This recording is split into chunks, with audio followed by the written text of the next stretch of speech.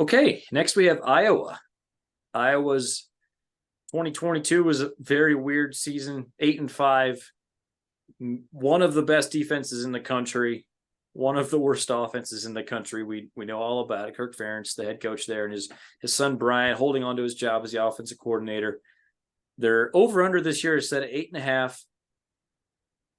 Yeah, I mean, the story we're all going to follow is his contract, like, having to score X number of points. I think it's 25 points a game or something. 25. Yeah, he's got to score 25. Yeah. So they bring in Cade McNamara from Michigan, the quarterback there, who I think, just based on being an average to decent quarterback, will vastly improve their quarterback room over what we've seen the last several years. Good tight ends still, even though they lost Sam Laporta. They do have a serious lack of good skill position players. They lost some really good guys. They lost some talented players who never really had great numbers because of Iowa's offense, because the inept offensive coordinator, quite frankly. Maybe Cade McNamara raises all boats and they become a top 80 offense in the country. Like, that's not outside the realm of possibility. We know the defense should still be good. They do lose some guys, but there's other guys, like, for example, Xavier Wongpa at safety. Like, there's other guys waiting to step up. They do such a good job of running their defense. I don't know. Like, it feels like I'm kind of spinning my wheels on this team because I'm not sure what to think about them. What do you think about Iowa?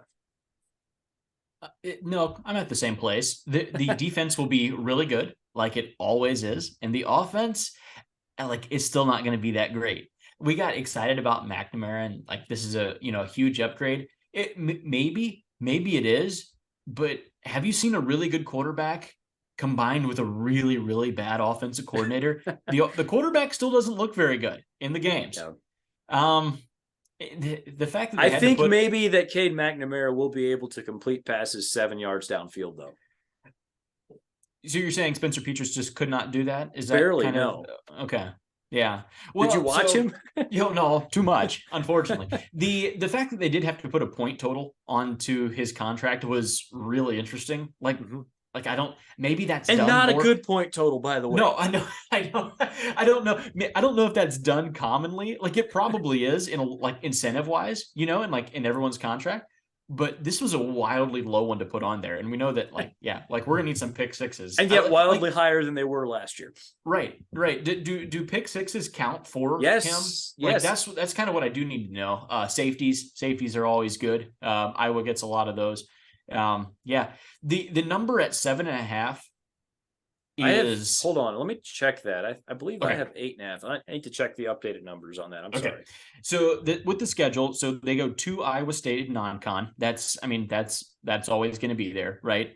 We don't know what Iowa State is.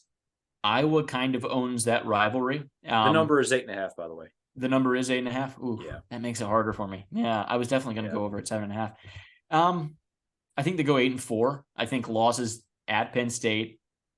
I think they lose to Wisconsin. They have to go to Wisconsin. I think they lose there. I think I like Nebraska this year. I think I will lose to Nebraska, which those were kind of right away. I went ahead and circled those. Those are 3 really difficult road games that I think they'll struggle with. And then it's that down to the Illinois and Minnesota. Where do you feel? How do you feel about those teams? And I'm not great. Do you have a definite lean here? Not definite, but I am taking the over. The schedule is just not that. I don't know. It's not easy. But if we get the same top 5 defense we've come to expect from Iowa, I really like them. Even at Iowa State, I'm a little down on Iowa State this year. Me too. Sure. I'm a little down on a lot of the other Big Ten teams that they play. Frankly, we'll get to some of those later. Okay. Penn State. They go to Penn State, which you kind of like because you kind of figure they're probably going to lose that game anyway. So might as well be on the road. Sure. They go to Wisconsin, which is tough. I wouldn't be shocked if they only lose one other game. They could lose both of those and only one other one. Yeah, I just believe that with that defense and Cade McNamara actually completing the 7-yard out route on 3rd and 6, Okay. like every once in a while, I think they can crawl and claw and fight and punch their way to 9-3. So sure. I'm going to join you. We're going to be the Iowa switching. podcast. Yeah. Yes. I'm going to switch. One thing that you did mention was the road games. They kind of get them out of the way. Like Penn State, that's probably a loss for you. You're definitely not going to be favored. It's on the road. Like you get to save your home game for Michigan State and Illinois and Purdue and Minnesota, Northwestern, Rutgers, home games, all of them. Those are you can win those. Northwestern is a neutral technically. It's at Wrigley Field. Is it? Sorry, apologies. But it's Northwestern, so yeah, okay. It's still a home game. Northwestern's going to be god awful this year.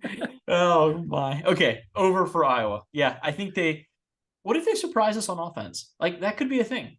It could. It could. Is it going to happen? Probably not, but it could. Yeah, I don't even know what that would look like. I mean. Yeah. I guess decent tight end play from Luke Lackey and Eric All. Like, yeah, 25 points a game. It feels like it should be attainable. You heard it here first, guys. We are now an Iowa podcast. We are all about Iowa this year. They're going to be awesome. 9-3, baby. Let's go.